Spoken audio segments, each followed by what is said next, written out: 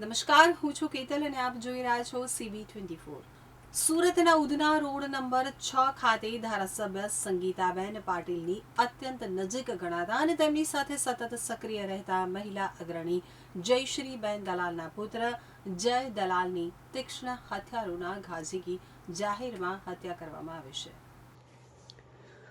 મૃતક જય દલાલ પોતે પણ ભાજપ સંગઠનમાં પદ ધરાવતો હતો અને ડિંડોલી વોર્ડ યુવા મોરચાના ઉપપ્રમુખ તરીકે સક્રિયપણે પક્ષની કામગીરી સંભાળતો હતો। સત્તાધારી પક્ષના એક યુવા પદાધિકારીની આ રીતે ધોળા દિવસે ક્રૂર હત્યા થઈ જતા સમગ્ર ભાજપ રાજકીય આલમમાં ભારે ખળભળાટ મચી ગયો છે, જ્યારે સામાન્ય જનતામાં કાયદો વ્યવસ્થાની સ્થિતિને લઈ અને ભયનો માહોલ વ્યાપી ગયો છે। મૃતકની માતા જયશ્રીબેન નગીનભાઈ દલાલે જણાવ્યું હતું કે મારો છોકરો જય નગીનભાઈ દલાલ ગઈકાલે 8:30 વાગ્યા સુધી ઘરે જ હતો।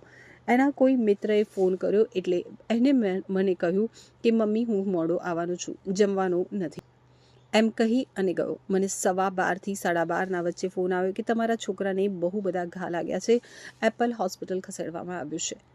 મિલિંદ, ચકલી અને પંકજ પાટીલ કરીને 3 હત્યારાઓએ મારા છોકરાની હત્યા કરી નાખી અને ત્યાં જ લોહી લુહાણ કરી નાખ્યો હતો। અહીં આવ્યા પછી મારો છોકરો એટલું જ બોલ્યો કે મમ્મી, ફોન કરો। હું આવી તો મારી જોડે વાત પણ નહીં કરી। મારા છોકરાને ન્યાય મળવો જોઈએ। મારો એકનો એક છોકરો હતો। મારો છોકરો 21 વર્ષનો હતો। તેની જોડે કોઈ દુશ્મની કોઈની સાથે ન હતી।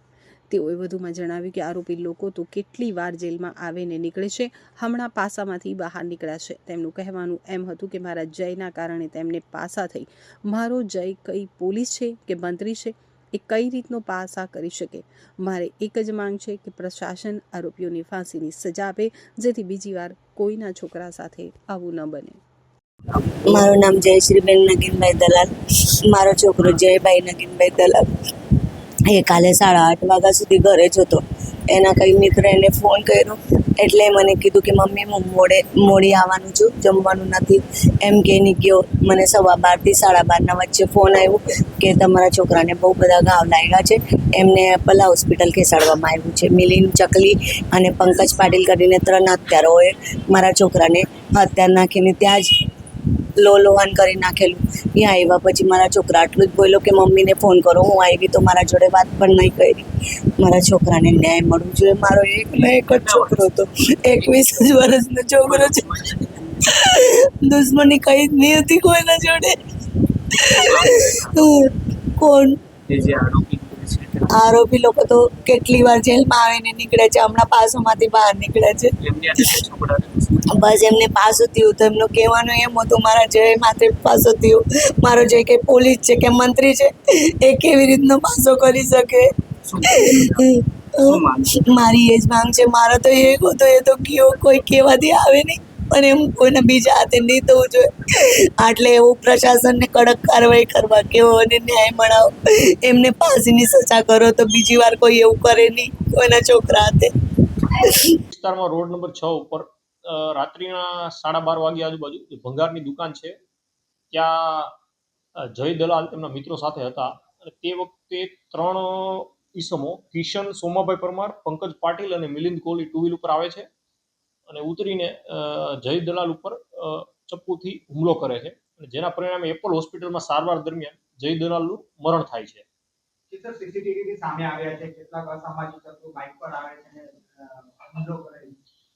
આ અંગેના સીસીટીવી લેવામાં આવેલ છે અને તેને જોવાની તજવીજ ચાલુ છે। અત્યારે કયા કારણોસર હત્યા કરવામાં આવી? 3 મહિના પહેલા આરોપીઓ અને જે મરણ જનાર છે એમની વચ્ચે ઝઘડો થયેલ હતો, તેવું અત્યારની તપાસમાં જણાય આવેલ છે। પોલિટિકલ બેકગ્રાઉન્ડ भी સામે આવી રહ્યું છે, કોઈ પાર્ટી સાથે સંકળાયેલા છે? આ અંગેની હજી તપાસ ચાલુ છે। અત્યારે વિસ્તાર में रोड नंबर 6 पे आज रोज रात को 12:30 बजे जय दलाल उसके फ्रेंड्स के साथ वहां पे था। तभी 3 आदमी वहां पे 2 व्हील पे आते हैं, जिसमें किशन परमार, पंकज पाटिल और मिलिंद कोहली थे और तीनों ने जो जय दलाल थे उसको चप्पू के घा मारे थे, जिसकी वजह से एप्पल हॉस्पिटल में सारवार के दौरान जय दलाल की डेथ हो जाती है। कारण क्या है? अभी जो मालूम हुआ है कि 3 महीने पहले जो मृतक है उसकी आरोपियों के साथ कुछ बाबत में झगड़ा हुआ था, ये वजह सामने आई है। आरोपी में जो है किशन परमार, उसको मार्च में उसकी पासा की गई थी। दूसरे आरोपियों की प्रोफाइल जानने की तजवीज चालू है। वो होटल के व्यवसाय के साथ कनेक्टेड था, जय दलाल। आरोपियों को पकड़ने के लिए तजवीज चालू है।